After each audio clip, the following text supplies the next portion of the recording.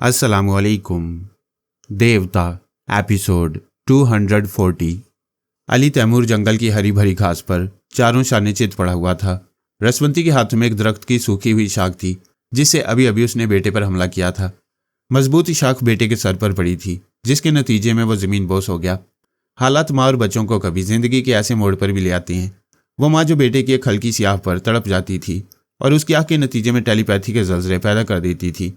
उसके पसीने की जगह अपना खून बहाती थी। आज वो उसी बेटे के खून की प्यासी हो गई थी।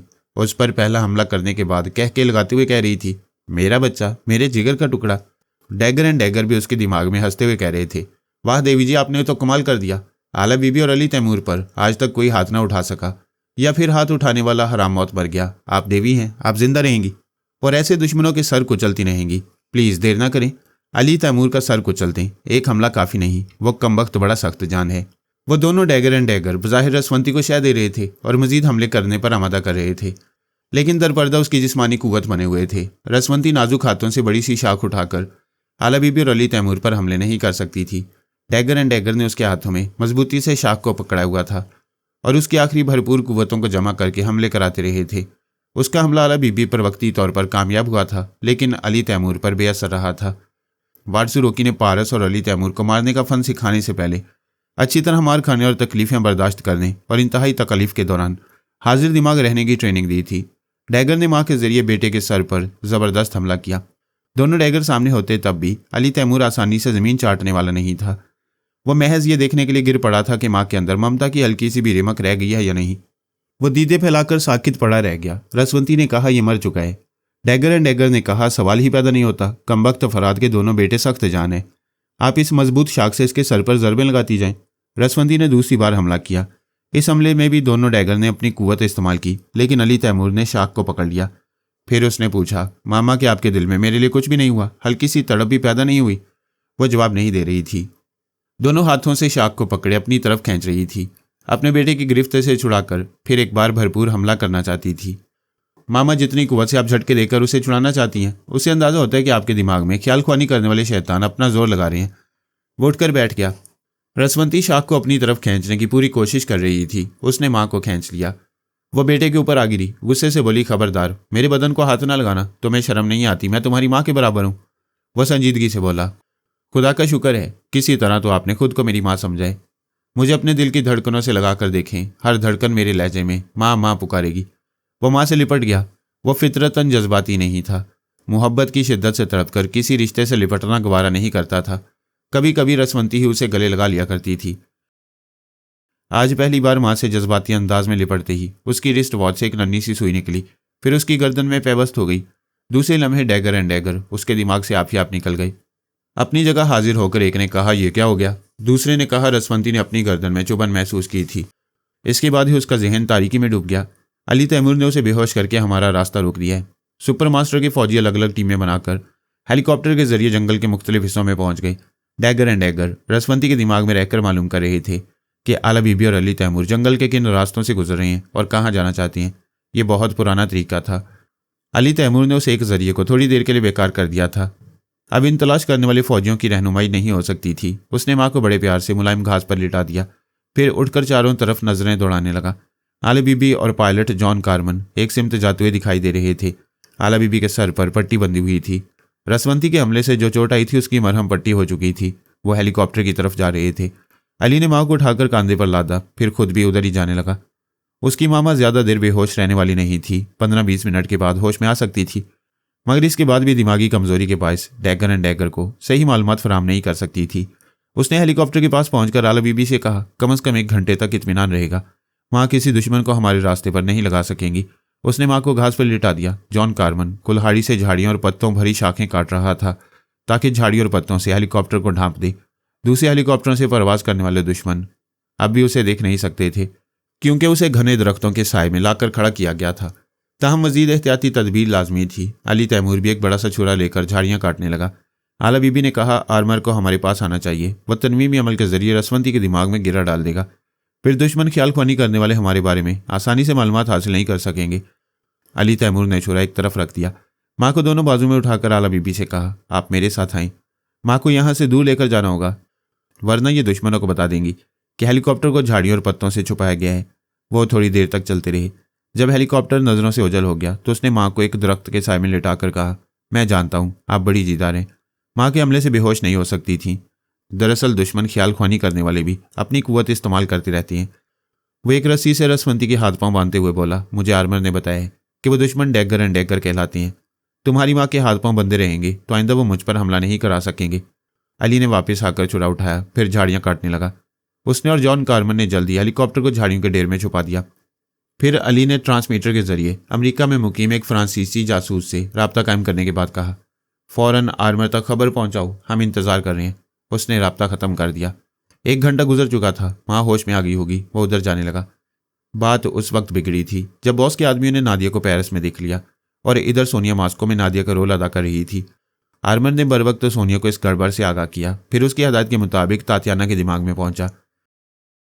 तातियाना रिसीवर कान से लगाए सोनिया से जरा फासले पर बैठी हुई थी और इंटेलिजेंस के एक अफसर की रिपोर्ट सुन रही थी। घूरकर सोनिया को देखती जा रही थी।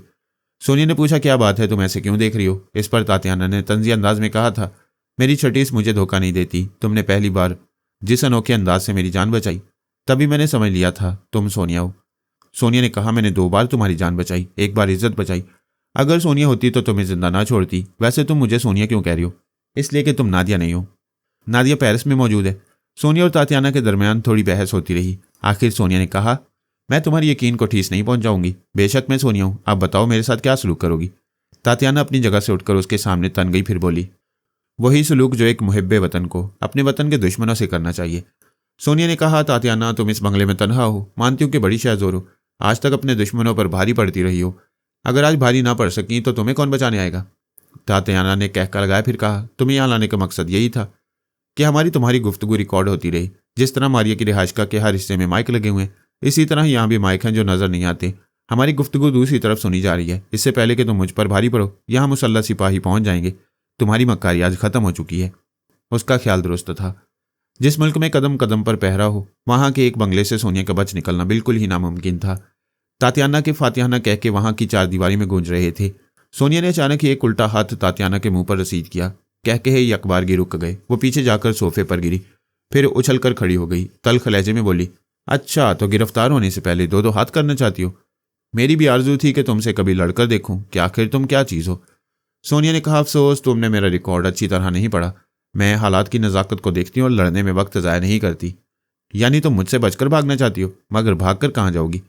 सबसे पहले मैं तुम्हारी खुशफहमी खत्म कर दूं कि मेरी जूतियों की नोक में चाकू छुपे हुए हैं। यह देखो। उसने पांव फरज पर मारा तो एक जूती की नोक से चाकू निकल आया। वो बोली, मैंने यहाँ दाखिल होते इस चाकू से माइक के तार काट दिए थे। तुम्हारे फौजी जवान और अफसरान इस बात से बेखबर हैं कि इस रिहाइशगाह में क्या बातें हो चुकी हैं और अब क्या तमाशा होने वाला है। यह सुनते ही तातियाना फोन की तरफ लपकी। सोनिया ने कहा, आर्मर इसे रोक और इसके दिमाग पर पूरी तरह कब्जा जमा लो। वह फोन के पास पहुंचकर रुक गई। आर्मर ने उसे पूरी तरह काबू में रखते हुए पूछा, आप बहुत बड़ा खतरा मोल ले रही हैं, आखिर करना क्या चाहती हैं? ये बताओ कि तुम कितनी देर इसे अपने काबू में रख सकते हो। आप जितनी देर चाहेंगी। इसे सामने सोफे पर बिठा कर रखो।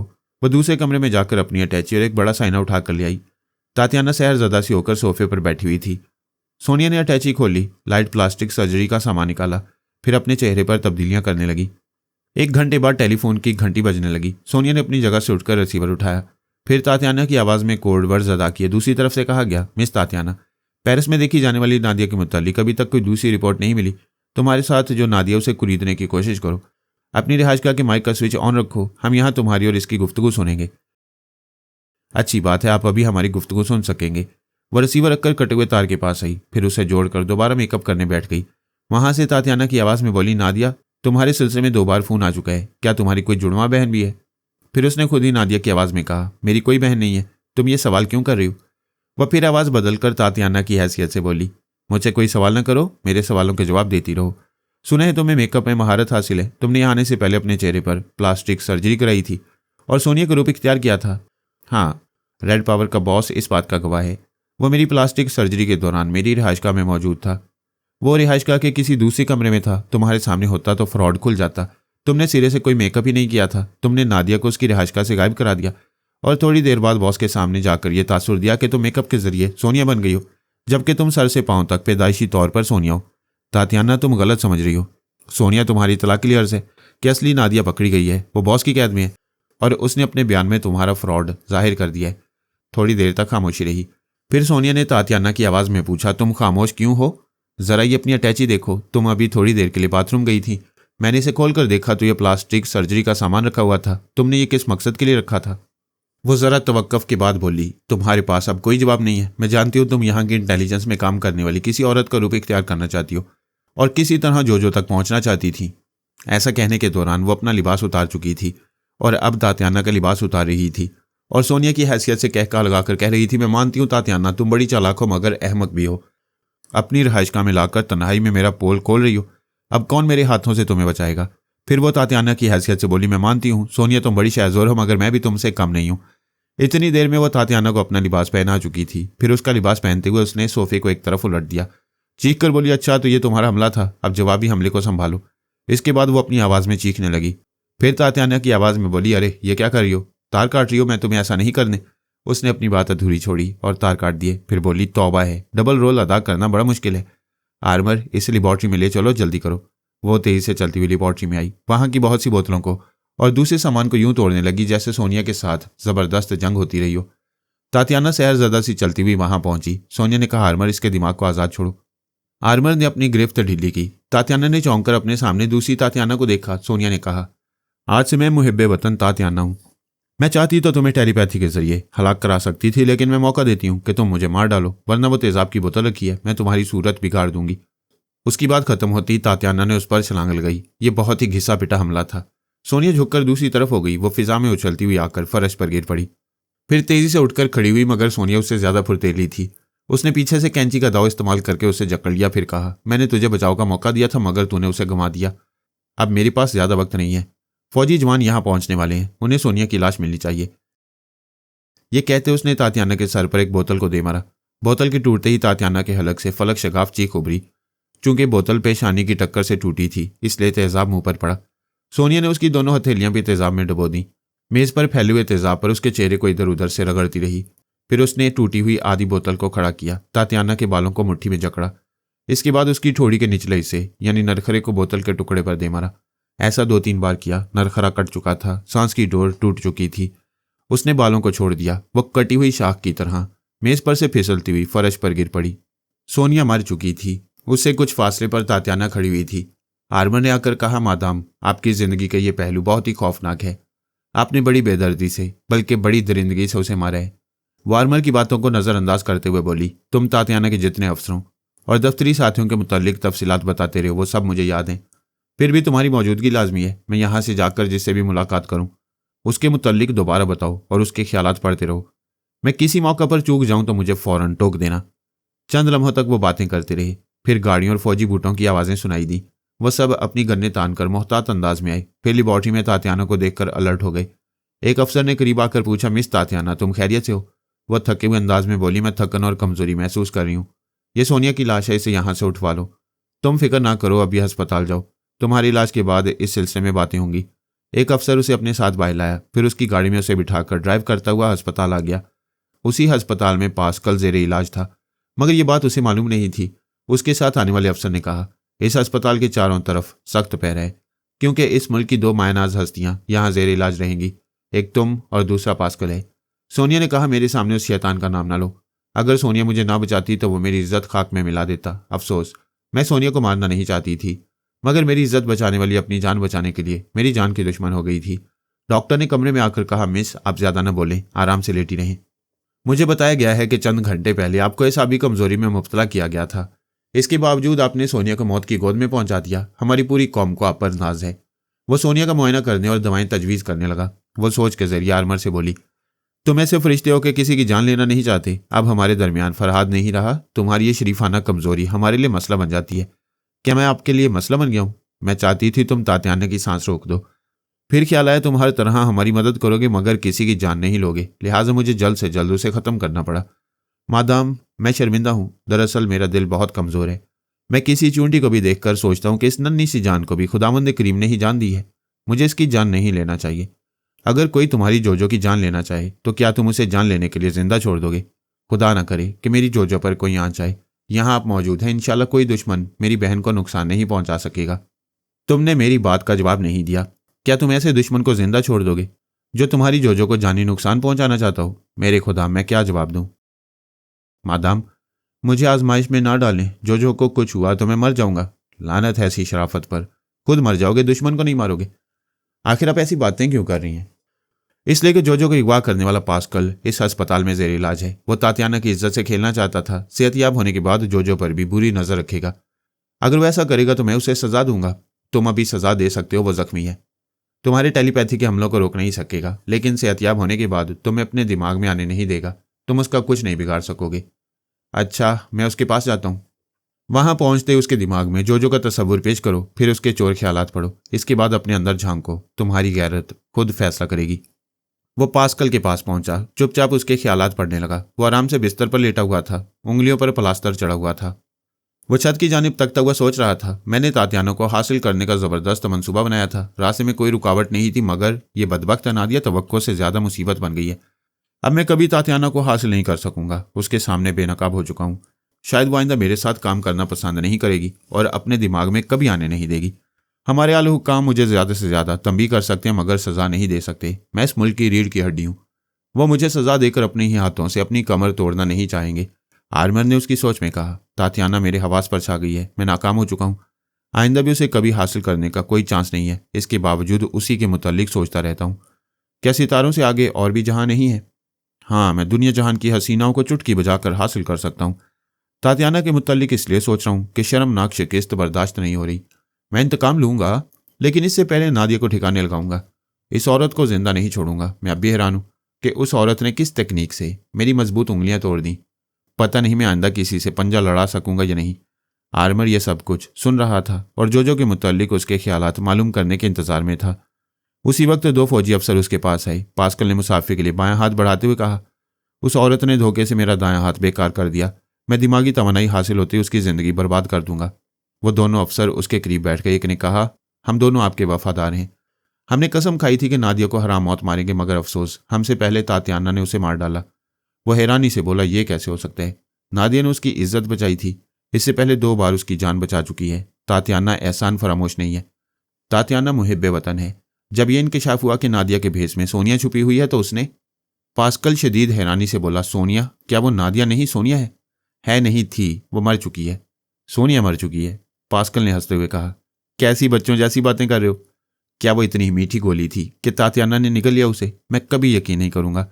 उसे नादिया कहो तो मान लेता हूं। दोनों अफसर उसे बताने लगे कि किस तरह नादिया पेरिस में देखी गई है और तातियाना के बंगले में नादिया ने जो बातें की थी वो खुफिया माइक के जरिए रिकॉर्ड की गई हैं। सोनिया ने इतराफ किया था कि वो नादिया के भेस में आई है, फिर इतराफ करते ही तातियाना पर हमला कर दिया। दोनों में लेबॉर्ट्री के अंदर जबरदस्त मुकाबला हुआ। नतीजे में सोनिया का चेहरा और जिस्म के कई हिस्से तेजाब से जल गए। वो मर चुकी है। उसने पूछा, सोनिया के फिंगरप्रिंट्स चेक किए गए हैं? उसके हाथ पांव की खाल उतर गई है। फिर भी जिस हद तक चेकिंग हो सकती थी वो हो चुकी है। तुम लोग कुछ भी कहो, मुझे यकीन नहीं आ रहा। यकीन आने की बात है। हमारे हेड ऑफ द डिपार्टमेंट ने कहा है तातियाना के हाथों नादिया या सोनिया कोई भी हलाक हुई हो।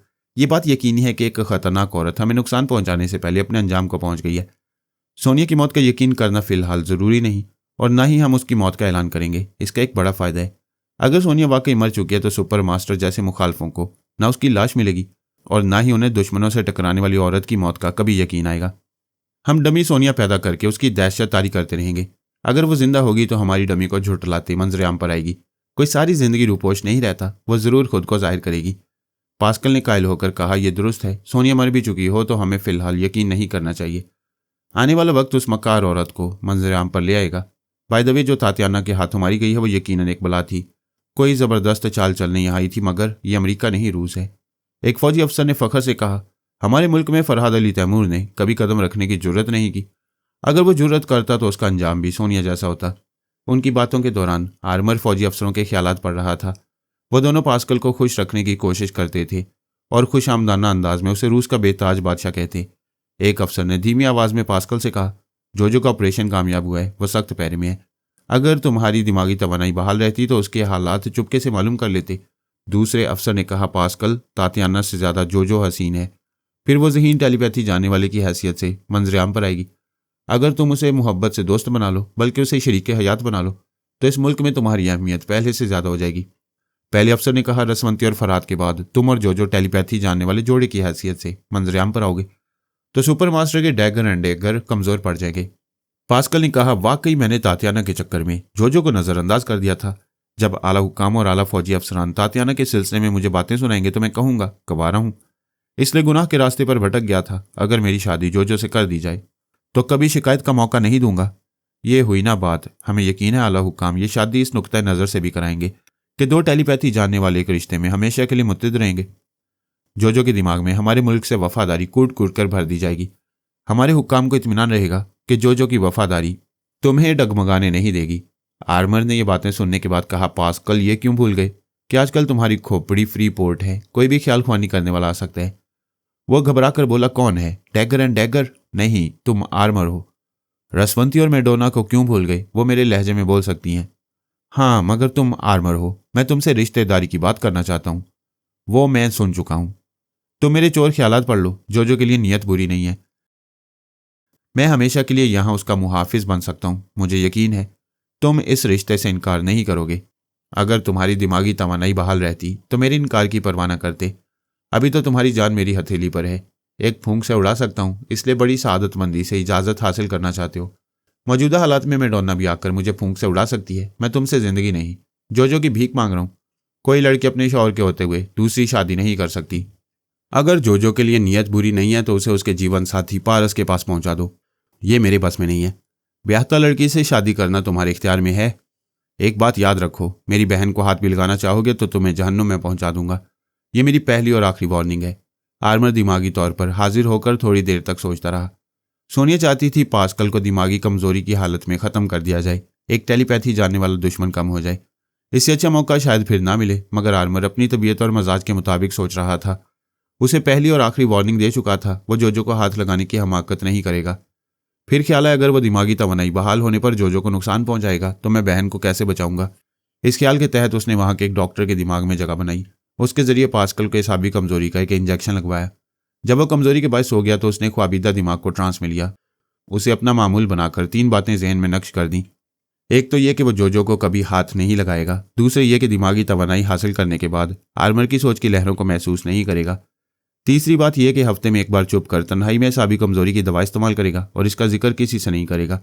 इन एहतियाती तदाबीर के बाद उसने सोनिया को मुकम्मल रिपोर्ट दी। वो बेबसी से बोली, तुम अपने मजाज से मजबूर हो, मैं तुम्हें उसके कत्ल पर मजबूर नहीं करूंगी। चलो, जो किया है वही काफ़ी है। मैं नादिम हूँ, सही तौर पर आपके काम नहीं आ रहा हूँ। कोई बात नहीं, मैं खुद उसे ठिकाने लगाने का मौका निकालूंगी। वो चौंक कर बोला, एक अहम बात बताना भूल गया। आप बहुत मसरूफ़ थी, मैंने सोचा बाद में बता दूं। क्या बात है? जिस मेडोना को तमाम दुश्मन तलाश करें वो हमारे पारस के साथ रहती है। आप कोड वर्ड्स बताएं, वो आपके पास आएगी। आप अपनी मर्जी के मुताबिक उससे काम ले सकेंगी। सोनिया ने कोड वर्ड्स बताए। आर्मर पारस के पास आया। उसने सांस रोक ली। दोनों भाइयों ने ख्याल ख्वानी करने वालों के दिमाग के दरवाजे बंद कर दिए थे। आर्मर ने पेरिस के आला अफसर से कहा, पारस जहाँ भी है उससे फ़ोन पर राब्ता कायम करें और बताएं कि मैं हॉटलाइन पर बात करना चाहता हूँ। अफसर ने फ़ोन के जरिए पारस से कहा, आप मिस्टर आर्मर से बात कर लें। थोड़ी देर बाद आर्मर ने उसके दिमाग में कोड वर्ड्स अदा किए।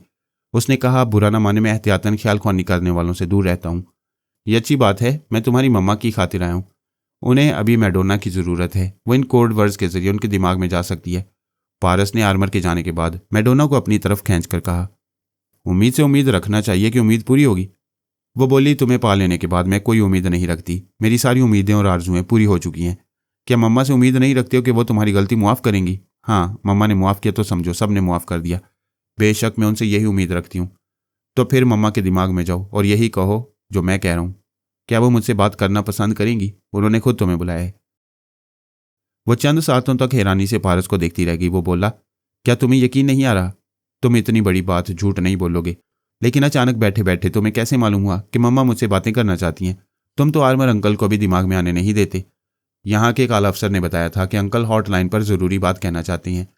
मैंने दिमाग के दरवाजे खोल दिए। उन्होंने कहा, मेडोना मखसूस कोड वर्ड्स अदा करके मम्मा से राब्ता कायम कर सकती है। मुझे कोड वर्ड्स जल्दी बताओ। उम्मीद से उम्मीद रखना चाहिए कि उम्मीद पूरी होगी। वो तो पूरी हो रही है, तुम कोड वर्ड्स बताओ। यही कोड वर्ड्स है। क्या वाकई? पारस ने मुस्कुराते हुए सर हिलाया। वो बोली, ये कोड वर्ड्स मेरी ख्वाहिश के ऐन मुताबिक हैं। मैं अभी जा रही हूँ। उसने ख्याल ख्वानी की परवाज़ की। दिमाग में जगह मिलते ही कोड वर्ड्स अदा किए। सोनिया ने कहा, ओ मेडोना, कहो कैसी हो? खुदा का शुक्र है आपकी बेटी की पनाह में एक नई आज़ाद ज़िंदगी गुजारी हूँ। मामा, मैं वो जलील लड़की हूँ जिसकी वजह से आप लोगों पर तबाही आ रही है। फरहाद साहब मेरी वजह से। सोनिया ने कहा, बस आगे कुछ ना कहना। मेरे बेटे ने तुम्हें मुआफ़ किया, इसके बाद कोई शिकवा कोई गिला नहीं हो सकता। आइंदा मेरे पास आकर ज़रूरी और मुख्तसर बातें किया करो। मैं ऐसा ही करूँगी, लेकिन आप अस्पताल में हैं, क्या मैं पारस को बता दूँ? यहाँ से जाकर बता देना। अब एक काम करो, पास्कल को जानती हो? बहुत अच्छी तरह से। दानियाल के बाद वही दानियाल के लबो लहजे में मुझे मामूला बनाए हुए था। उसका इरादा था जब दानियाल के तनवीमी अमल का असर खत्म होगा तो वो मुझ पर अमल करके मुझे अपनी मामूला और ताबेदार बनाएगा। इसका मतलब है तुमने सिर्फ दानियाल की आवाज़ सुनी है, पास्कल के दिमाग में नहीं पहुंच सकोगी। जी हाँ, वो पिछले दिनों बहुत पुरस्कार बनता रहे। वो इसी अस्पताल में है। मैं अभी तुम्हें उसके पास पहुंचाती हूँ। पहले ये बताओ तुम उससे कैसा सलूक करोगी? जैसा एक दुश्मन से करना चाहिए, और जहां तक टेलीपैथी जानने वालों का ताल्लुक है उनकी तादाद में कमी होना चाहिए। आप हुक्म देंगी तो उसे जिंदा नहीं छोड़ूंगी। अभी तुम एक नर्स के जरिए वहां पहुंचोगी, लेकिन फौरन हमला नहीं करोगी। ऐसे में शुबा होगा कि नर्स मेरे कमरे से आई थी, लिहाजा टेलीपैथी जानने वाली मैडोना मेरे दिमाग से नर्स के दिमाग में, फिर पास्कल के दिमाग में पहुंच गई। मुझसे सवालात किए जाएंगे कि मैडोना मुझ तक कैसे पहुंची। मैं समझ गई। पास्कल के पास जब कोई फौजी अफसर आएगा तो मैं उसे मुखातिब करूंगी और अपनी मौजूदगी जाहिर करूंगी। शाबाश, मैं नर्स को बुला रही हूँ। उसने कॉल बेल का बटन दबाया। डॉक्टर से लेकर वार्ड बॉय तक सभी फौजी मुलाजिम थे। एक नर्स ने आकर अदब से पूछा, यस मादाम। सोनिया ने कहा, रूम नंबर 6 के मरीज ने मुझे गुलदस्ता भेजा था। मैं जवाबन ये गुलदस्ता भेजना चाहती हूँ, प्लीज़ इसे पहुंचाकर उसे कह दो मुझे उससे कोई शिकायत नहीं है, उसकी खैरियत पूछ लेना। नर्स वो गुलदस्ता लेकर गई। मैडोना उसके अंदर पहुंच गई। पास्कल के पास पहुंचने तक नर्स के ख्यालात पड़ती रही। पता चला वो जासूस है, मिलिट्री इंटेलिजेंस से उसका ताल्लुक है। सोनिया को तातियाना समझा जा रहा था। उसकी हिफाजत के लिए किसी जासूस या जासूसा की ड्यूटी बदलती रहती थी। वो पास्कल के पास पहुंच गई। सोनिया के पैगाम के साथ गुलदस्ता पेश किया तो वो खुश होकर बोला, मालूम होता है तातियाना के दिल के किसी गोशे में मेरे लिए मोहब्बत छुपी हुई है, या वो सोनिया पर भरोसा करके पछता रही है। बहरहाल मेरी तरफ से शुक्रिया अदा करो और कहो मैं उसके पास अयादत के लिए आना चाहता हूँ। जैसे यह साबी कमजोरी दूर होगी मैं हाजिर हो जाऊंगा। मैडोना उसकी बातों के दौरान उसके दिमाग में जगह बना चुकी थी। सोनिया के पास आकर बोली, क्या आप किसी तातियाना का रोल अदा कर रही हैं? सोनिया ने उसे अपने हालात बताए ताकि उसके जरिए पारस को उसके मौजूदा हालात का इल्म हो जाए। मैडोना ने तमाम रुदात सुनने के बाद कहा, पहले तो मैं ये बता दूं कि जो नर्स यहाँ से गई है वो एक जासूस है। आप पर शुबा नहीं किया जा रहा है, बल्कि आपकी हिफाजत के लिए जासूस लगाए गए हैं। ये बात मुझे मालूम नहीं थी। चलो अच्छा हुआ तुमने ये बता दिया। क्या मैं पास्कल के पास जाऊं? मैंने तुमसे पूछा था उससे कैसा सलूक करोगी, तुमने वही जवाब दिया जो मैं चाहती हूँ। हम उसे जिंदा नहीं छोड़ेंगे या फिर उसे मुर्दों की तरह जीने के लिए छोड़ देंगे। यानी उसके बच रहने का चांस है? हाँ, तुम जोजो को भूल रही हो। तुम पास्कल को टेलीपैथी की मुट्ठी में पूरी तरह जकड़कर जोजो को तलब कर सकती हो। ओह गॉड, मैं इस पहलू से सोचना भूल गई थी। इसलिए कि तुम्हारे दिल में इंतकाम की ख्वाहिश शदीद थी। जब कोई एक ख्वाहिश शिद्दत इख्तियार कर लेती है तो आदमी दूसरे पहलुओं पर गौर करना भूल जाता है। आप दुरुस्त कहती हैं, मैं आपसे बहुत कुछ सीखती रहूंगी। अभी तुम पारस के पास जाओ, उससे कहो वो जनाब शेख अल फारिस से रब्ता कायम करके उनसे दरख्वास्त करे कि इदारे से सोनिया की डमी को मैदान अमल में लाया जाए। फिर तुम यहाँ के आला हुक्काम को चैलेंज करोगी कि पास्कल की जान तुम्हारी मुट्ठी में है। अगर वो उसे बचाना चाहते हैं तो बाबा साहब के दायरे में सोनिया से रब्ता कायम करें। मैडोना दिमागी तौर पर हाजिर होकर खुशी से पारस के गले पड़ गई। पारस ने पूछा कि मम्मा ने बहुत ज़्यादा प्यार दिया है, बहुत ज़्यादा इत्मीनान किया है, मुझसे बड़े बड़े काम ले रही हैं। तुमसे कहा है जनाब शेख अल फारिस से दरख्वास्त करो कि बाबा साहब के दायरे में मौजूद डमी सोनिया को मैदान अमल में लाएं। अभी पास्कल मेरी मुट्ठी में है, वो लोग उसे बचाने के लिए सोनिया से रब्ता कायम करेंगे। डमी सोनिया हमारी मम्मा के अंदाज में उनसे पास्कल के बदले जोजो को तलब करेगी। पास्कल ने जनाब शेख अल फारिस से रब्ता कायम किया, उनसे इस सिलसिले में गुफ्तगू की। इदारे में फरहाद, सोनिया, पारस और अली तैमूर की डमी के तौर पर कितने ही अफराद ट्रेनिंग हासिल कर चुके थे। फरहाद दुनिया वालों के लिए मर चुका था, रसवंती दुश्मन बन चुकी थी। इसके बावजूद दोनों के कई डमी अफराद वहां मौजूद थे। जनाब शेख अल फारिस ने सोनिया के तमाम हालात मालूम करने के बाद पारस से कहा, अपनी मामा से कहो जोजो को हासिल करने में उजलत से काम ना लिया जाए। उसका दिमागी ऑपरेशन हुआ है, वो दुनिया के बड़े बड़े तजुर्बेकार डॉक्टरों के ज़रिए इलाज है। उसकी साबका टेलीपैथी की सलाहियतों को बहाल रखने के लिए उसे कितने ही तिब्बे मराहिल से गुजारा जाएगा। बेहतर है अभी पास्कल को ना छेड़ा जाए। आर्मर और मैडोना अपने तौर पर पास्कल को कमज़ोर बनाए रखेंगे और जोजो की निगरानी करते रहेंगे। जब ये मुकम्मल रिपोर्ट मिलेगी कि जोजो हर एतबार से ज़हीन, संजीदा और टेलीपैथी की सलाहियतों की हामिल हो चुकी है, तो इसके बाद पास्कल के बदले उसे तलब किया जाएगा। जनाब शेख साहब के मशवरे के बाद फिर किसी का मशवरा काबिल कबूल नहीं रहता था। उन्होंने कहा, सोनिया जो चाल चलना चाहती है वो दुरुस्त है। आज पास्कल जिस कमज़ोरी का शिकार है और हमारे लिए जैसे मौके फराम कर रहे हैं, ऐसे मौके शायद फिर कभी हासिल ना हो। सोनिया के ख्याल के मुताबिक जोजो का बाकी इलाज यहाँ हो सकता है। यहाँ भी बैनुल अक़वामी शोहरत के हामिल डॉक्टर मौजूद हैं, लेकिन उन डॉक्टरों का तब्दील होना मुनासिब नहीं जिन्होंने कामयाब ऑपरेशन किया है। जोजो को उन्हीं की निगरानी में तिब्बी मराहिल से गुजरना चाहिए। जब सोनिया ने शेख साहब की बातें सुनी तो कहा, जनाब शेख साहब ने जो फरमाया वही होगा। हम जोजो का इलाज मुकम्मल होने तक इंतजार करेंगे। पास्कल के मुकद्दर में अभी जिंदगी की बहुत सी सांसें हैं, उसे सांस लेता रहने दो। मैडोना, अब तुम अली तैमूर के पास पहुंचोगी। आप रास्ता बताएं। वो माँ को वापस लाने गया है, रसवंती तक पहुंच चुका है। तुम उसके दिमाग में जाओ, वो सांस रोकेगी तो सुपर मास्टर के अहम आदमियों को परेशान करना शुरू कर देना। एक डैगर ने मैडोना के दिमाग में एक बार आना चाहा था, लेकिन मैडोना ने यह कहकर उसे दिमाग से निकाल दिया कि अपने अंदर किसी को नहीं आने देगी। डैगर ने उसे अपने दिमाग में आने का मौका दिया और उसे सुपर मास्टर का वफादार बनाने की कोशिश की। उसे पारस का चस्का पड़ गया था। वो भला किसी और की वफादार क्या हो सकती थी, मगर इस राब्ते से डैगर का लबो लहजा मालूम हो गया। उसने सोनिया के मशवरे के मुताबिक पहले रसवंती के पास पहुंचना चाहा। उसने सांस रोक ली। तब उसने डैगर को मुखातिब किया। वो खुश होकर बोला, आहा तुम हो। मैं खुश आमदीद कहता हूँ। सुबह का भूला शाम को घर आ जाए तो उसे भूला नहीं कहते। मैं भूल कर या पछता कर नहीं आई हूँ। मालूम करना चाहती हूँ कि सुपर मास्टर मेरे लिए क्या कर सकते हैं। तुम जो चाहोगी वही करेगा। तुम्हारी तमाम माकूल शराइत मंजूर करेगा। बोलो क्या चाहती हो। रसवंती से 2 बातें करना चाहती हूँ। इसका मतलब है तुम्हें उसके दिमाग में जगह नहीं मिली। हाँ, तुम कहोगे तो जगह मिल जाएगी। डैगर ने सांस रोक ली। मैडोना बाहर निकल गई। उसे अंदेशा था कि वो कुछ देर दिमाग में रहेगी तो चोर ख्यालात पढ़ लेगी। उसे रसवंती के अगवा होने का इल्म हो जाएगा। फिर अली तैमूर की मदद करने और रसवंती को वापस ले जाने के लिए सोनिया और पारस वगैरह की टीम यहाँ आ जाएगी। उसने सोचा, मैडोना इस सिलसिले में सुपर मास्टर से राब्ता कायम कर सकती है। उसका रास्ता रोकने के लिए वो नायब सुपर मास्टर के पास आया। उससे बोला, अभी मैडोना तुम्हारे जरिए सुपर मास्टर से गुफ्तगू करना चाहेगी। तुम उसे थोड़ी देर के लिए भी दिमाग में जगह दोगे तो वह रसवंती के अगवा के मुतल्लिक मालूम कर लेगी। उसे यह हरगिज मालूम नहीं होना चाहिए कि अली तैमूर माँ को ले गया है। मैडोना डैगर के दिमाग से निकलकर नायब सुपर मास्टर के दिमाग में पहुंची हुई थी। उनकी बातें सुन रही थी। अगर डैगर से पहले आती तो नायब सुपर मास्टर सांस रोक लेता। अभी उन दोनों को इसकी मौजूदगी का इल्म नहीं था। मैडोना ने नायब की सोच में कहा, हाँ वो मालूम कर सकती है कि अली तैमूर अपनी माँ को सख्त पैरों से निकालकर। मैडोना ने बात अधूरी छोड़ दी। नायब ने ख्याल की रवानी में कहा, शुमाली जंगलात की सिमत ले गया है। डैगर ने सख्त लहजे में पूछा, तुम्हें यह कहने की जरूरत ही क्या है कि वो कहाँ ले गया है। नायब ने कहा, सॉरी, मेरी जुबान से बेख्तियार ये बात निकल गई। मैडोना ने कहा, कोई बात बेख्तियार नहीं होती, वो पहले शऊर या लाशऊर के खाने में होती है। तो मेरी सोच के मुताबिक सोचते हुए बोल गई। मैडोना ने कहका लगाया। नायब ने सांस रोक ली, मगर भेद खुल चुका था। उसने सोनिया के पास आकर रिपोर्ट दी। सोनिया ने कहा, तुमने बड़ी जहानत से रसवंती के अगवा के मुतल्लिक मालूम किया है। आर्मर से बहुत कुछ मालूम हो चुका है। मैं तुम्हें जनाब शेख अल फारस से राब्ता कायम करने की इजाज़त देती हूँ। उन्हें रिपोर्ट सुनाओ। वो खुश होकर बोली, ये मेरे लिए बहुत बड़ा एजाज़ है। क्या जनाब शेख साहब मुझसे गुफ्तगू करना पसंद फरमाएंगे? तुम जाकर देख लो। उसने जनाब शेख साहब के पास आकर सलाम किया। उन्होंने सलाम का जवाब देते हुए कहा, आओ मैडोना, बताओ क्या रिपोर्ट है। वह हैरानी से बोली, आप वाकई बाकमाल बुजुर्ग हैं। मैंने नाम नहीं बताया, काम नहीं बताया और आपने समझ लिया। बेटी जहानत को तेज़तर करने के लिए इबादत और रियाजत लाजमी है। तुम्हें पहचानने के लिए बहुत ज़्यादा जहानत की ज़रूरत नहीं थी। 1 घंटा पहले मैंने जोजो को अभी वापस लाने से मना किया था। यहाँ से दूसरी अगवा होने वाली रसवंती है। जाहिर है अब मेरे पास जो रिपोर्ट आएगी वो रसवंती के मुतल्लिक होगी। फरहाद, रसवंती और आर्मर के सिवा कोई मेरे दिमाग में आ नहीं सकता था। यानी अपने आते हैं बेगाने जुर्रत नहीं करते।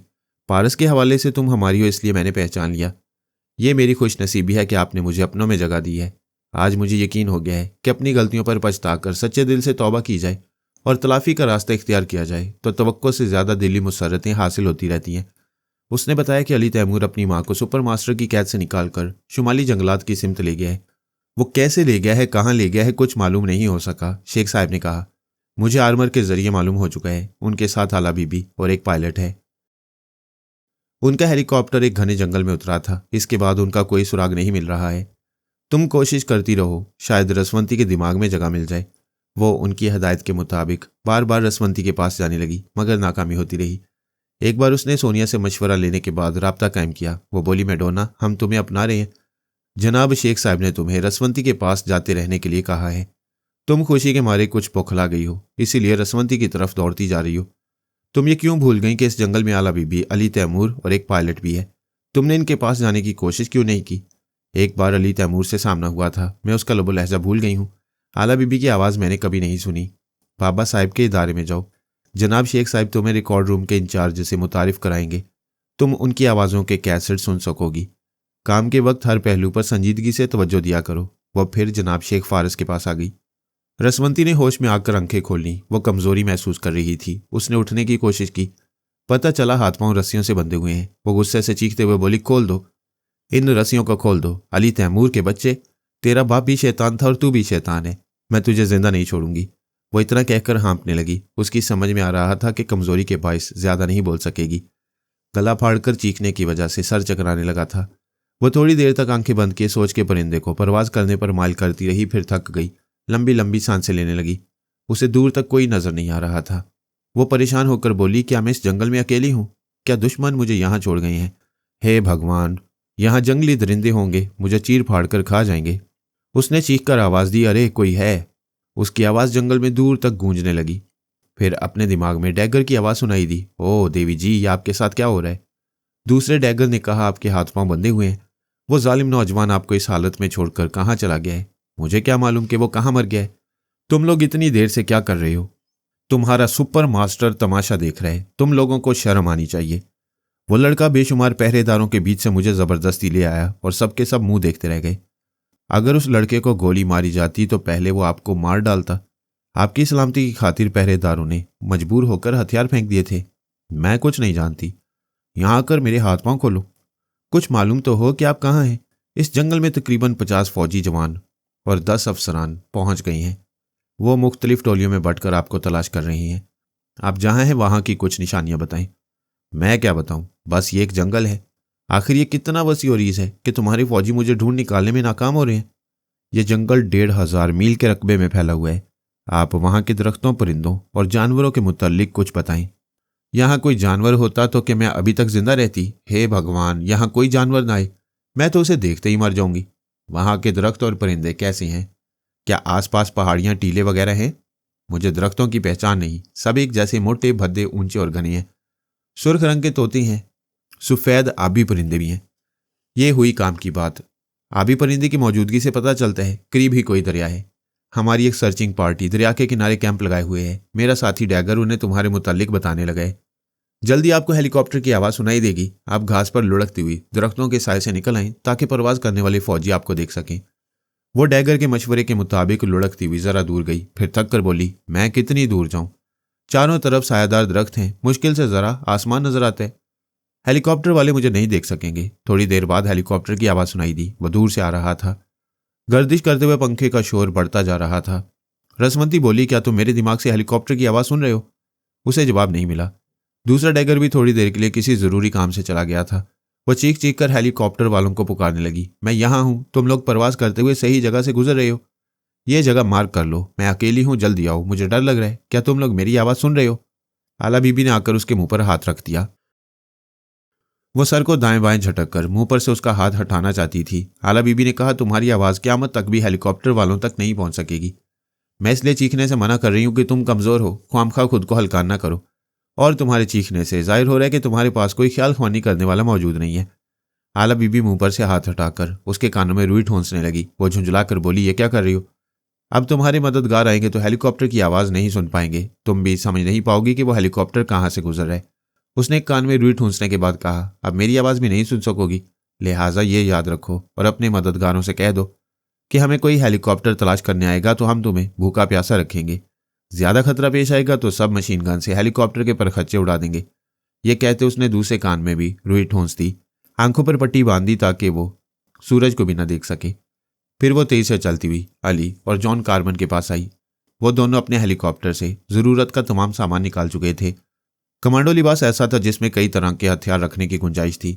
ऊपरी 2 जेबों की जगह 2 हैंड ग्रेनेड हुक के जरिए लगे हुए थे। कमर की बेल्ट में हर 6 कारतूस के बाद एक दस्ती बॉम्ब मुंसलिक था। उस बेल्ट में कमर के दोनों तरफ 2 लंबे चाकू लटके हुए थे। पुश्त पर लदे हुए किट बैग में खाने के सामान के अलावा टॉर्च लाइट, चकमाक, एंटी डार्क गॉगल्स और फर्स्ट एड की जरूरी चीजें रखी हुई थी। एक शाने से रस्सियों का बंडल, दूसरे शाने से पानी की बोतल लटक रही थी। एक हाथ में सब मशीन गन और दूसरे हाथ में कुल्हाड़ी थी। आला बीबी ने वैसा ही कमांडो लिबास पहन लिया। इसी तरह जरूरत का तमाम सामान रख लिया। ट्रांसमीटर से इशारा मौसूल हो रहा था। अली तैमूर ने नन्हे से माइक ऑन करते हुए कहा, my code words are RAAJ। Code words are से रसवंती, AA से अली तैमूर और आला बीबी, और जे से जॉन कार्बन के नाम बनते थे। दूसरी तरफ से कहा गया, Mister Ali Taimur. Open the door of your mind, Mister Armour hotline पर हैं। Okay, hotline is open. उसने ट्रांसमीटर को ऑफ कर दिया। 1 मिनट के अंदर ही आर्मर ने आकर कोड वर्ड्स अदा किए, फिर कहा, मैडोना आजकल पारस के साथ है। मादाम सोनिया और जनाब शेख साहब उस पर मुकम्मल एतमाद कर रहे हैं। तुमसे कहा है जब भी वो मखसूस कोड वर्ड्स के साथ है उससे हस्बे मंशा काम लिया करो। कोड वर्ड्स हैं, उम्मीद से उम्मीद रखना चाहिए कि उम्मीद पूरी होगी। अली ने कहा, मैं उससे राब्ता कायम करूंगा, लेकिन अभी वो मामा के पास जाए, उनका दिमाग कमज़ोर है। मैं चाहता हूं तनवीमी अमल के जरिए उनके दिमाग को लॉक कर दिया जाए ताकि दुश्मन उन्हें आलयकार ना बना सकें। मैं अभी मैडोना को ये बातें समझाता हूं। वो चला गया। अली तैमूर ने आला बीबी और जॉन कारमन को मैडोना के मुतालिक बताया। वो तीनों रसवंती की तरफ जाने लगे। आला बीबी ने कहा, मैडोना वफादार रहेगी तो हमारी कुव्वतों में इजाफा होगा। अली ने कहा, मुझे लड़कियों से दोस्ती बहुत बुरी लगती है। पारस बहुत ही छिछोरा है, जहां हुस्न देखता है फिसल जाता है। वैसे सोनिया मम्मा की मकारी उसमें कूट कूट कर भरी हुई है। उसने सोच समझ कर ही मैडोना से ताल्लुकात बढ़ाए होंगे। जॉन कारमन ने हंसते हुए कहा, पारस की बुराई भी करते हो और उसकी तारीफ भी करते हो। आला बीबी ने कहा, अली को इश्क मोहब्बत से चिढ़ है और ये अच्छी बात है। पारस औरतों के चक्कर में किसी दिन बुरी तरह फंसेगा। ये हम बुराई नहीं कर रहे। मेरा दावा है कि इन 2 भाइयों में कोई बुराई नहीं डाल सकेगा। ये अंदर से बड़े गहरे हैं, इन्हें ऊपर से समझना बहुत मुश्किल है। अली तैमूर ने चलते चलते सांस रोक ली, फिर आहिस्ता आहिस्ता सांस लेते हुए बोला, कौन? मैडोना की आवाज़ आई, उम्मीद से उम्मीद रखना कि उम्मीद पूरी होगी। मैं सिर्फ इतना कहने आई हूं कि अभी अपनी मामा को मुखातिब न करना और ना ही करीब जाना। उन पर तनवीमी अमल किया जाएगा। ज़रा 1 मिनट, अभी तो मामा के दिमाग में डैगर एंड डैगर होंगे। मैं डैगर एंड डैगर को अपनी तरफ उलझाती रहूंगी। मिस्टर आर्मर यहाँ मामा पर अमल करते रहेंगे। इस सिलसिले में कोई मशवरा देना चाहोगे? मैं नहीं जानता तुम कितनी जहानत से काम लेती हो। मेरा मशवरा है, सुपर मास्टर को दोस्ती करने का लालच दो। उनसे कहो रसवंती को आर्मर ट्रैप करता रहेगा। तुम्हें कोई नहीं कर सकेगा और तुम मालूम कर सकती हो कि हम जंगल में कहाँ हैं और कहाँ जाने का इरादा रखती हैं। शुक्रिया अली, मैं तुम्हारे मशवरों पर अमल करूंगी। खुदा हाफिज। वो चली गई। अली ने आला बीबी और जॉन कारमन से कहा, हम अभी मामा के पास नहीं जाएंगे, दूर ही से निगरानी करेंगे। उन पर तनवीमी अमल होने वाला है। आला बीबी ने कहा, ठीक है, हमें खाने पीने का वक्त मिल रहा है, क्या टिन पैक्ड खाना निकाला जाए? जॉन कारमन ने कहा, इन खानों को महफूज रखना चाहिए। क्यों ना हम शिकार करके पेट की ज़रूरत पूरी करें। अली ने कहा, मैं मामा को छोड़कर नहीं जाऊंगा। तुम शिकार खेलना चाहो तो आंटी के साथ जा सकते हो। दोनों ने अपनी पुश्त से किट उतारकर घास पर रख दिए। शिकार के लिए ज़्यादा दूर जाने का इरादा नहीं था। इतना बोझ ले जाना मुनासिब नहीं था। उन्होंने एक गन और एरो शूटर लिया। बाकी ज़रूरी हथियार उनके कमांडो लिबास में थे। वो अली तैमूर को रसवंती से कुछ फासले पर छोड़कर एक तरफ चल पड़े। कुछ दूर जाकर जॉन कारमन ने कहा, मैंने यहाँ हेलीकॉप्टर उतारने से पहले एक दरिया देखा था। वो कोई 3-4 मील के फासले पर होगा। मुर्गाबियाँ और हिरन वगैरह उधर पानी पीने आते होंगे। आला बीबी ने कहा, हम 4 मील जाएंगे और 4 मील वापस आएंगे तो बड़ी देर हो जाएगी।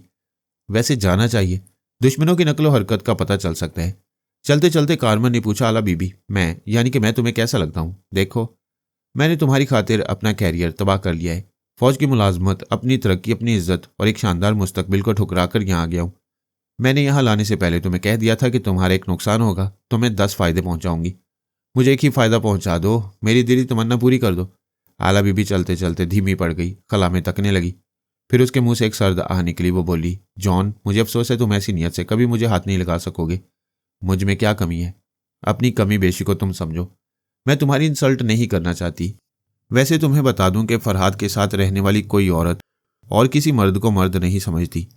वह थोड़ी देर तक खामोशी से चलता रहा। आला बीबी समझ रही थी कि वह अपनी तौहीन से तिल मिला रहा है। कोई दूसरी औरत होती तो वीरान जंगल में उसकी ऐसी की तैसी कर देता। आला बीबी की खतरनाक सलाहियतों से अच्छी तरह वाकिफ था, इसलिए दम नहीं मार रहा था।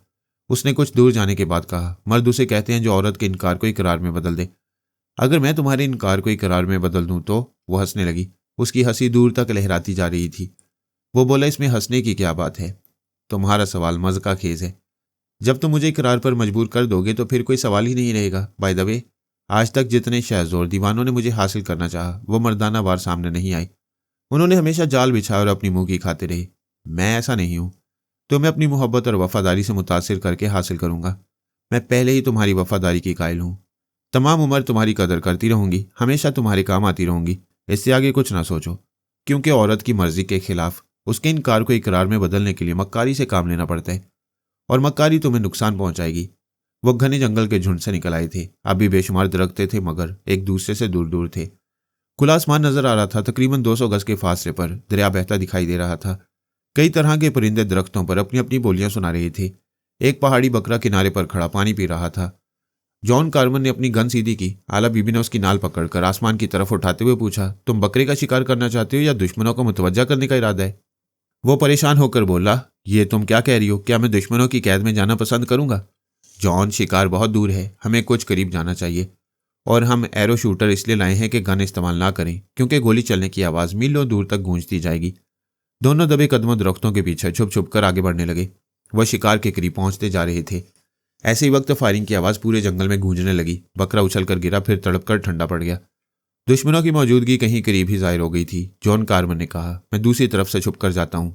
हम उनके हमलों का जवाब दो तरफ से देंगे। नहीं जॉन, यहीं दुब के रहो और देखो कौन इस शिकार को उठाने आता है और उसे कहाँ ले जाता है। तुम्हारी जहानत धरी रह जाएगी अगर हम शिकार का तमाशा देखते रहेंगे और दुश्मन अतराफ से आकर हमें शिकार करेंगे। जब तक दुश्मन नजर नहीं आएंगे हम यहां से नहीं हटेंगे। वो नजर आ गए। एक कश्ती में 3 मुसल्ला शख्स थे। किनारे किनारे चप्पू चलाते हुए बकरे के पास पहुंच गए। उसे उठाकर कश्ती में डाल दिया। फिर उनकी कश्ती वापस जाने लगी। जॉन कारमन ने कहा, तुम यहां ठहरो, मैं किनारे किनारे छुपकर जाऊंगा और मालूम करूंगा इन्होंने कहाँ कैंप लगाया है। आला बीबी वहां रुक गई। जॉन कारमन जाने लगा। वो उसे सोचती हुई नजरों से देख रही थी। जब वो नजरों से ओझल हो गया तो वो एक बहुत ही ऊंचे दरख्त के पास आई। फिर तेजी से चढ़ती हुई एक ऊंची शाख पर पहुंच गई। वहां से वो नजर आ रहा था। एक दरख्त के पीछे से निकलकर दूसरे दरख्त की आड़ में जा रहा था और कश्ती में जाने वालों को देख रहा था, लेकिन उसकी एक हरकत शुबा पैदा कर रही थी। वो कभी कभी पलटकर पीछे उधर भी देखता था जहां आला बीबी को छोड़कर गया था। सवाल यह था, क्या उसे आला बीबी के करीब आने का अंदेशा था? वो अंदेशा किस किस्म का था? फिर किसी हद तक शुबे की तस्दीक होने लगी। वो एक दरख्त की आड़ में खड़ा होकर अपनी रिस्ट वॉच को तवज्जो से देखता हुआ कुछ कह रहा था।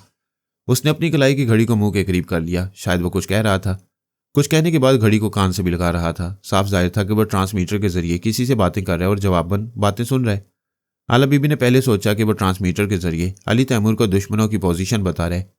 फिर याद आया कि जॉन कारमन ने कभी अपने पास ट्रांसमीटर की मौजूदगी जाहिर नहीं की थी।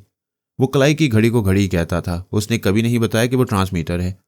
वो फौरन ही दरख्त से उतर गई। दौड़ती हुई अली की तरफ जाने लगी। ट्रांसमीटर को छुपाने वाला अली तैमूर से राब्ता कायम नहीं कर सकता था। वो कोई और चाल चल रहा था। उसकी चाल बाद में मालूम हो सकती थी। अभी अली तैमूर को उसकी दोगली हरकतों से बाखबर रखना जरूरी था, यानी पहले अपना तहफ्फुज लाजमी था।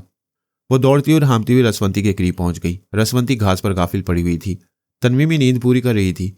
अली तैमूर दौड़ते हुए कदमों की आवाज़ सुनकर चुप गया था। फिर आला बीबी को देखकर सामने आ गया। वो बोली, जॉन कारमन से खतरा है। क्या उसने कभी बताया कि उसकी रिस्ट वॉच एक ट्रांसमीटर है? नहीं, मुझसे कभी जिक्र नहीं किया। अभी वो एक जगह छुपकर वॉच ट्रांसमीटर के जरिए किसी से बातें कर रहा था। अंदाजा करो वो किससे राब्ता कायम करता है। अली ने कहा, सुपर मास्टर से राब्ता नहीं करेगा, क्योंकि मामा को वहां से निकाल लाने में उसने हमारी मदद की और सुपर मास्टर को अपना दुश्मन बना लिया। मास्क मैन मेरी मामा को हासिल करने के लिए एड़ी चोटी का जोर लगा रहे। जॉन कारमन उसके लिए काम कर सकता है, लेकिन यकीनी बात यह है कि वो यहूदी तंजीम के लिए काम कर रहा है। मेरा भी यही ख्याल है। रसवंती को यहां से ले चलो। जॉन कारमन दुश्मनों को यहां बुला रहे हैं। हमें दूसरी पनाहगाह तलाश करनी चाहिए। अली ने मां को आहिस्तगी से उठाकर हेलीकॉप्टर की तरफ चलते हुए कहा, यहां से दूर जाने के लिए हेलीकॉप्टर में परवाज करने का खतरा मोल लेना होगा। मैं मशवरा नहीं दूंगी। इस जंगल में कई फौजी हेलीकॉप्टर जगह जगह मौजूद हैं। वो हमारा ताक्कुब करेंगे। हमें फरार का रास्ता नहीं मिलेगा। तुम्हारी माँ फिर सुपर मास्टर की कैद में जाएगी। मुझे अपनी परवाह तो नहीं है, लेकिन तुम भी कैदी बना लिए जाओगे।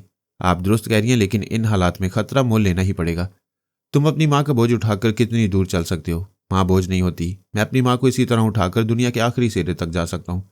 तो फिर इसी तरह दूर निकल जाओ। रसवंती को किसी महफूज जगह पहुंचा दो। जॉन कारमन दुश्मनों के साथ आएगा तो मैं उसका रास्ता रोकूंगी। मैं आपको तन्हा खतरात का सामना करने के लिए नहीं छोड़ूंगा। क्या मैं सारी जिंदगी तुम्हारे साए में रहकर दुश्मनों से लड़ती रहूं? क्यों बच्चों जैसी बातें कर रहे हो? हम सब बाबा साहब के दायरे में रहकर तन्हा अपनी अपनी जंग लड़ना सीखते रहे हैं। जो सीखा है उससे इनकार ना करो।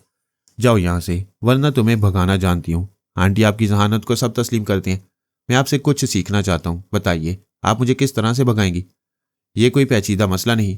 तुम्हें माँ की हिफाजत के लिए मेरा साथ छोड़ना होगा, और मैं साथ छुड़ाने के लिए उधर दौड़ती जाऊंगी जिधर जॉन कारमन को छोड़कर आई हूं। क्या तुम माँ को उठाए हुए मेरे साथ दुश्मनों की तरफ जाओगे?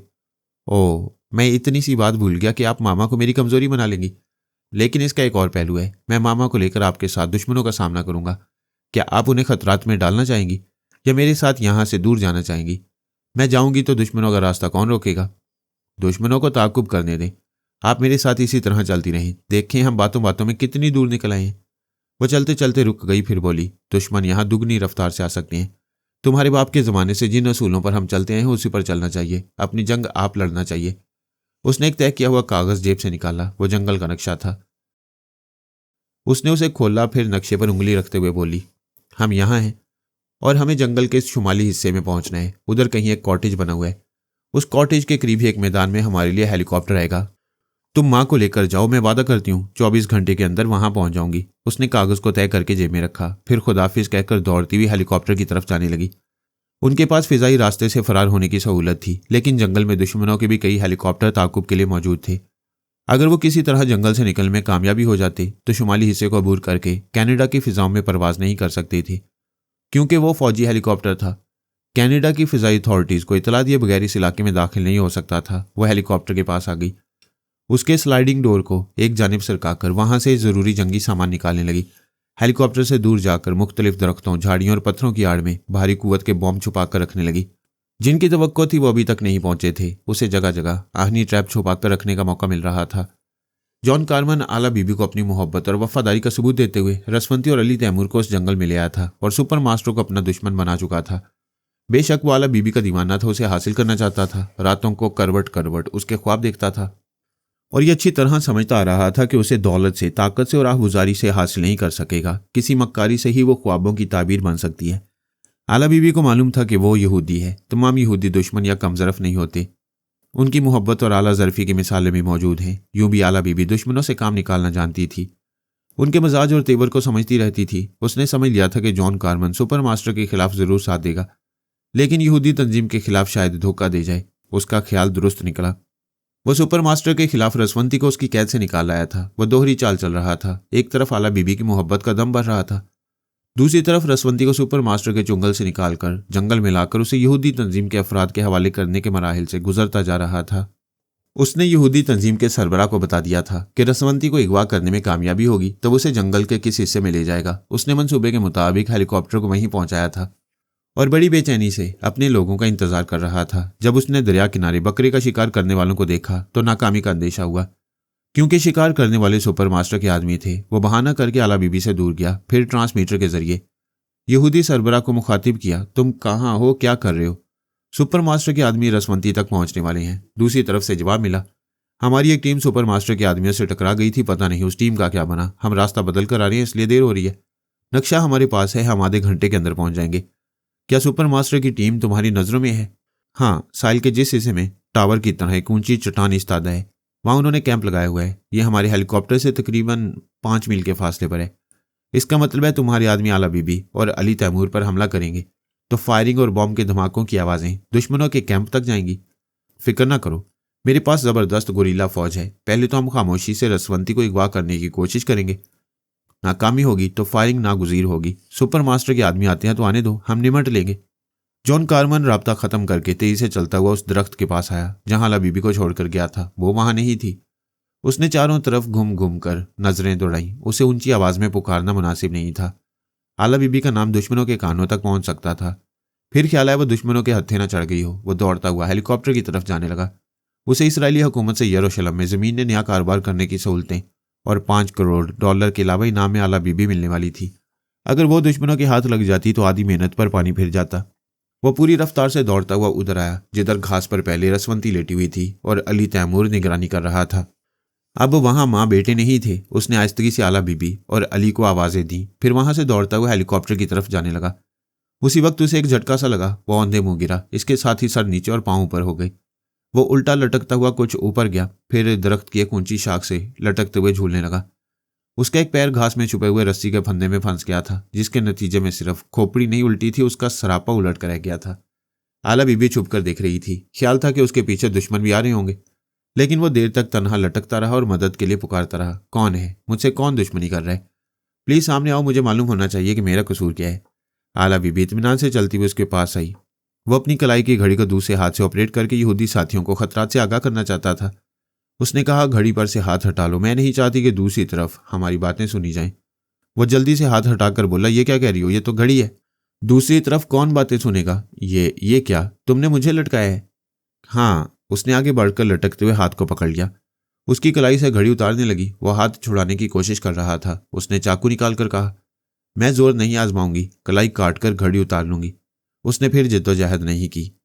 आला बीबी ने घड़ी को उतार कर देखा, फिर पूछा, किस पार्टी से तुम्हारा गठजोड़ है? किसी से नहीं, तुम ख्वामखा शुबा कर रही हो। मेरी दोस्ती और वफादारी को भूल रही हो। मैंने तुम्हारे लिए सारी दुनिया को दुश्मन बना लिया है। आला बीबी ने गन सीधी की, फिर उसे निशाने पर रखते हुए बोली, तुम दोस्त होते तो इस घड़ी की हकीकत को न छुपाते। अगर बताओगे कि हमारे किस दुश्मन को यहाँ आने की दावत दी है तो मैं गोली नहीं मारूंगी, वरना तुम्हें मारने के बाद पता चल जाएगा, क्योंकि आने वाले जरूर आएंगे और अपनी असलियत भी दिखाएंगे। वो खौफ से तड़पते हुए इधर से उधर झूलते हुए बोला, देखो गोली ना चलाना। मैं कसम खाकर कहता हूं यहां कोई नहीं आएगा। आएगा तो वो मेरा भी दुश्मन होगा। जब मैं किसी पर भरोसा नहीं करती तो फिर कभी उसे दोस्त नहीं समझती। मैं निशाना ले रही हूं। देखो गोली तुम्हारे जिस्म पर नहीं, तुम्हारे कमांडो लिबास के किसी बॉम्ब पर लगेगी। फिर धमाके से तुम्हारे पर खच्चे उड़ जाएंगे। वो तेजी से तड़पते हुए उल्टा झूलते हुए चीखने लगा, नहीं, तुम धमाका करके गलती करोगी। आवाजें दूर तक गूंजती हुई दुश्मनों तक पहुंचेंगी। प्लीज मेरी बातों का यकीन करो, मैं झूठा और फरेबी नहीं हूं। वो बोलता जा रहा था। कमांडो लिबास और कारतूस बेल्ट उतारता जा रहा था ताकि गोली उसकी तरफ ना आए। उसने लिबास का ऊपरी हिस्सा उतारकर जितनी दूर फेंक सकता था फेंक दिया। वो बोली, क्या लिबास से निजात हासिल करके मौत से भी निजात हासिल कर लोगे? तुम क्यों मेरे पीछे पड़ गई हो? इसका जवाब तुम्हें मिल जाएगा। मैं जा रही हूं, यहां करीब ही छुप कर रहूंगी। दूर घास पर जॉन कार्मन का फेंका हुआ लिबास पड़ा था। वो उसे उठाकर करीब ले आई। वो जमीन से 6 फुट की ऊंचाई पर उल्टा लटक रहा था। उसने लिबास को ठीक उसके सर के नीचे डाल दिया। वो घबरा कर बोला, ये क्या कर रही हो? मैं छुप कर देखती रहूंगी। अगर तुम आने वालों को मेरे छुपने के मुतालिक बताओगे या वो लोग तुम्हें दोस्ताना अंदाज में मुखातिब करेंगे तो मैं इस लिबास से मुंसलिक रहने वाली बम पर दूर से फायर करूंगी। धमाका ठीक तुम्हारे सर के नीचे होगा। ओ गॉड, मैं क्या करूं? तुम मेरी सोच से भी ज्यादा खतरनाक बला हो। मुझे माफ कर दो, इस फंदे से निजात दिला दो। मैं कसम खाकर कहता हूं आइंदा साजिश नहीं करूंगा। एक कुत्ते से भी ज्यादा वफादार बनकर रहूंगा। आखिरी बार मुझ पर भरोसा करो। वो बोलता जा रहा था और वो दूर होती जा रही थी, हत्ता की नजरों से ओझल हो गई। वो तड़पने लगा। इसके नतीजे में उल्टा झूलने लगा। चीख चीख कर कहने लगा, तुम जलील हो, कमीनी हो। तुम्हें फरहाद अली तैमूर का वास्ता देता हूं, मेरे सामने आओ, मुझ पर गोली ना चलाओ। वो आने वाले कमबख्त मुझे दोस्ताना अंदाज में मुखातिब करेंगे। मैं उन्हें रोकना चाहूंगा। तुम्हारे छुपने के मुतालिक बताऊंगा तो तुम फायर करोगी। किसी सूरत से मेरा बचाव नहीं होगा। वो बोलने के दौरान कमर की तरफ से खम खाकर ऊपर उठ रहा था। अपने एक पैर को पकड़कर रस्सी तक पहुंचने की कोशिश कर रहा था। ऐसे ही वक्त बहुत से कदमों की आवाजें आने लगीं। वो उनके आने से पहले रस्सी को पकड़कर ऊपर शाख तक पहुंचना चाहता था। जल्द फंदे से निजात हासिल करके नीचे रखे हुए बमों से दूर हो जाना चाहता था। लेकिन यह इतना आसान न था जितना वो सोच रहा था। वो कोशिश करता रह गया और आने वाले आ गए। वो दरख्तों के झुंड से नमूदार हो रहे थे। 4-4, 6-6 अफराद अलग अलग टोलियों की सूरत में थे। चारों तरफ से जाहिर होकर उससे दूर खड़े हो गए। अपने इन्फॉर्मर को उल्टा लटकते देखकर समझ गए खतरा कहीं आसपास है। तकरीबन 1 मिनट तक खामोशी रही। वो लोग आहिस्ता आहिस्ता मोहतात अंदाज में चारों तरफ घूम घूम कर देख रहे थे। दूर तक कोई नजर नहीं आ रहा था। वह समझ रहे थे पत्तों भरे घने दरख्तों में या पत्थरों के पीछे छुपा जा सकता था। कटी हुई झाड़ियों और पत्तों में छुपा हुआ हेलीकॉप्टर झलक रहा था। आने वालों में से एक शख्स ने कहा, आला बीबी और अली तैमूर, हम सुपर मास्टर के चमचे नहीं हैं, तुम्हारे दोस्त हैं। मादाम रसवंती को बाबा साहिब के इदारे तक पहुंचाने के लिए तुम्हारी मदद करने आए हैं। आला बीबी की आवाज़ गूंजती हुई आई, पहले ये बताओ तुम लोग कौन हो और हमसे हमदर्दी क्यों करने आए हो? हम हुकूमत के बागी हैं। मादाम रसवंती को सुपर मास्टर की कैद से, बल्कि इस मुल्क से निकाल कर तुम्हारे काम आकर दोस्ती की इब्तदा करना चाहती हैं। अपनी असलियत छुपाकर दोस्ती नहीं कर सकोगे। हम पर शुबा ना करो, सामने आ जाओ। अहमको, तुम सब बारूद के ढेर पर खड़े हो। रिमोट कंट्रोलर मेरे हाथ में है। एक बटन दबेगा और तुम लोग धमाकों से उड़ते जाओगे। दुश्मनों के एक सरगना ने जॉन कार्मन से पूछा, जॉन, तुमने देखा होगा क्या यहाँ रिमोट कंट्रोलिंग बॉम्ब छुपाई गई हैं? मैं नहीं जानता, मैंने आंखों से नहीं देखा। अलबत्ता ये मेरे सर के नीचे जो लिबास पड़ा हुआ है इसमें बॉम्ब रखे हुए हैं। इनका ताल्लुक रिमोट कंट्रोलर से नहीं। आला बीबी फायरिंग के जरिए ब्लास्ट कर सकती है। सरगना ने अपने एक आदमी को हुक्म दिया, इस लिबास को उठाकर दूर फेंक दो। वो हुक्म का बंदा लिबास की तरफ जाने लगा। जॉन कार्मन ने चीख कर कहा, खबरदारी से हाथ न लगाना, वो छुपकर लिबास में रखे हुए बॉम्बों पर फायर करेगी। मैं मर जाऊंगा। मेरे करीब ना आओ, इस लिबास को हाथ न लगाओ। मगर वो करीब आ गया। लिबास को उठाते ही दूर तक दौड़ता हुआ गया। फिर उसे फेंकना ही चाहता था कि आला बीबी ने गोली चला दी। इसके साथ ही जोरदार धमाका हुआ। एक बॉम्ब ने दूसरे बॉम्ब को ब्लास्ट किया, दूसरे ने तीसरे को। इसी तरह कई धमाकों में लिबास उठाने वाले का पता न चला कि उसका गोश्त किधर गया और हड्डियां किधर चली गईं। धमाकों की आवाजें बड़ी देर तक गूंजती रहीं। फिर आला बीबी ने कहा, जॉन कार्मन, देख लिया, तुम्हारा भी यही अंजाम होता। तुम इसलिए जिंदा हो कि तुमने दुश्मनी सही सही मगर रसवंती को यहां तक लाने में बड़ा साथ दिया था। तुम्हारी अदावती मेहरबानी के बदले ये जिंदगी मिल रही है। लेकिन हाँ, तुम अपने लोगों को यहां से वापस ले जाने में नाकाम रहोगे तो इनके साथ फना हो जाओगे। उसके साथियों ने उसे फंदे से निजात दिलाई। वो उल्टा था सीधा होकर जमीन पर आते ही एक दरख्त की आड़ में चला गया। वहां से चीख कर बोला, वो झूठ बोल रही है। अगर यहाँ रिमोट कंट्रोलर से मुंसलिक बॉम्ब होते तो वो किसी को जिंदा न छोड़ती। वो बच्चों की तरह डराकर हमें भगाना चाहती है। उसे ढूंढो, वो यही कहीं छुपी हुई है। जो मुझे तलाश करने के लिए हरकत करेगा मरेगा। सरगना ने कहा, अब समझ में आई, यह तन्हा है। इसने रसवंती और अली तैमूर को भगा दिया है। हमारा रास्ता रोकने के लिए बातें बना रही है। जाओ उसे तलाश करो, यही हमें रसवंती तक पहुंचाएगी। कितने ही मुसल्लह अफराद इधर उधर मुतलाशी निगाहों से देखते हुए जाने लगे। उनकी हरकत करते ही एक जगह जोरदार आवाज से धमाका हुआ। आसपास के कई जवान फिजा में सूखे पत्तों की तरह उड़े, फिर अपने टुकड़े गिनने के काबिल न रहे।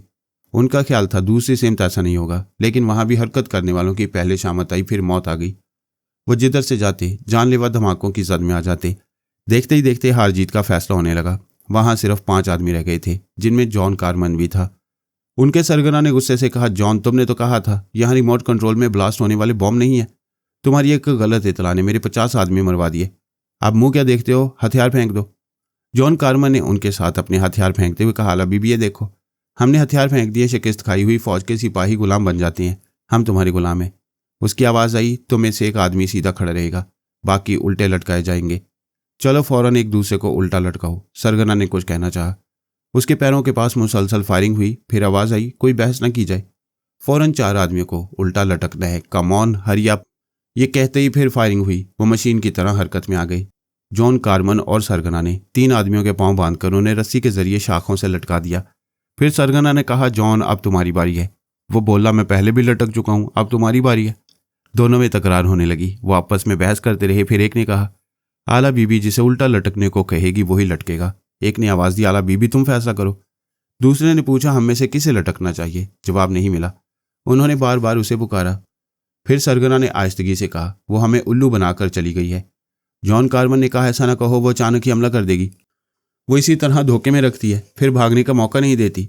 हमें यहाँ से चलना चाहिए। वो रोकना चाहेगी तो ज़रूर कुछ बोलेगी। वो दोनों एक कदम आगे बढ़े, फिर रुक गए। बहुत से कदमों की आवाज़ें सुनाई दे रही थीं। ये समझने में देर नहीं लगी कि सुपर मास्टर के फौजी आ पहुंचे हैं। आखिर ज़बरदस्त धमाकों की आवाज़ें मीलों दूर तक गूंजती रही थीं और समझाती रही थीं कि ये सब कुछ रसवंती के लिए हो रहा है। वो दोनों कान लगाकर ऐसी सिमत मालूम कर रहे थे जिधर से आवाज़ ना आ रही हो, ताकि उधर से फरार का मौका मिल जाए। लेकिन किसी ने ललकार कर कहा, अपनी जगह से हरकत ना करना, नीचे पड़े हुए हथियारों को उठाने की हमाकत ना करना, हम आ रहे हैं। 1 मिनट तक खामोशी रही। फिर एक फौजी अफसर चंद सिपाहियों के साथ नजर आया। वो उन्हें गन पॉइंट पर रखते हुए बोला, जॉन कारमन, तुमने खूब गद्दारी की, फौजी हेलीकॉप्टर चुराया, फिर रसवंती को अगवा करके मुल्क और कौम से गद्दारी के तमाम रिकॉर्ड तोड़ दिए। लेकिन नहीं, तुम्हें अमरीकी कौम से क्या मोहब्बत होगी। तुम यहूदी हो, यहूदी रहोगे। जहन्नुम में जाने से पहले बताओ, रसवंती कहाँ है और तुम लोग यहाँ क्या कर रहे हो। जॉन कारमन बताने लगा कि सांप निकल गया और वो लकीर पीट रहे हैं। आला बीबियों ने बड़ी देर तक वहां उलझाती रही है। इतनी देर में पता नहीं बेटा अपनी माँ को लेकर कहाँ चला गया है। अलबत्ता आला बीबी ज्यादा दूर नहीं गई होगी। आला बीबी वहां से उस वक्त गई थी जब वो सरगना और जॉन कारमन अपने 3 आदमियों को उल्टा लटका रहे थे। वह समझ रही थी कि इतने धमाकों के नतीजे में सुपर मास्टर के फौजी इधर जरूर आएंगे। लिहाजा वो दरिया के करीब पहुंचकर एक दरख्त पर चढ़ गई। पत्तों से भरी हुई शाखों के दरमियान छुपकर इंतजार करने लगी। वह वक्फे वक्फे से कई मिनट तक धमाके करती रही। ये धमाके हुए आधा घंटा गुजर चुका था। फौजी मोहतात थे, जहां धमाके होते रहे थे वहां बड़ी एहतियात से पहुंचना चाहते थे। आखिर वो नजर आने लगे। सैकड़ों की तादाद में कई कश्तियों पर आ रहे थे। मोटर बोट को भी चप्पुओं से चला रहे थे ताकि इंजन की आवाज़ मुखालफों तक ना पहुंचे। उन्होंने एक जगह लंगर नहीं डाला। दरिया के किनारे 1 मील दूर तक कश्तियों से फौजी जवान उतरते जा रहे थे और गोरीलों के अंदाज में इस इलाके को घेरने के लिए बढ़ते जा रहे थे। जब वो दूर जाते हुए नजरों से ओझल हो गए तो वह दरख्त से उतरकर दौड़ती हुई कश्तियों के पास आई। वो लोग कश्तियों को किनारे पर छोड़ गए थे और मुतमईन थे कि इस जगह को चारों तरफ से घेरते हुए जा रही हैं, इसलिए कोई दुश्मन कश्तियों की तरफ आने से पहले नजर में आ जाएगा। वो एक बोट में आई। उसमें पेट्रोल से भरा हुआ टिन रखा हुआ था। वो थोड़ा थोड़ा पेट्रोल हर कश्ती और मोटर बोट पर छिड़कती चली गई। सिर्फ एक बोट अपने लिए रखी। दरिया की एक टूटी हुई शाख के सिरे पर कपड़ा लपेटकर मशाल बनाई। अपनी बोट स्टार्ट करके मशाल को सुलगाया। फिर बोट में बैठकर तमाम कश्तियों के पास से गुजरते हुए उन्हें आग लगाती चली गई। कुछ बोट्स में बारूदी सामान रखा हुआ था। आग लगने से धमाके हुए। उनकी आवाज़ दूर तक गई होगी। सुपर मास्टर के फौजियों ने धमाकों को सुना होगा, समझा भी होगा कि साली कश्तियों पर क्या गुजर रही है, लेकिन कुछ करने का वक्त गुजर चुका था। कश्तियां जल चुकी थीं और जलाने वाली जा चुकी थी।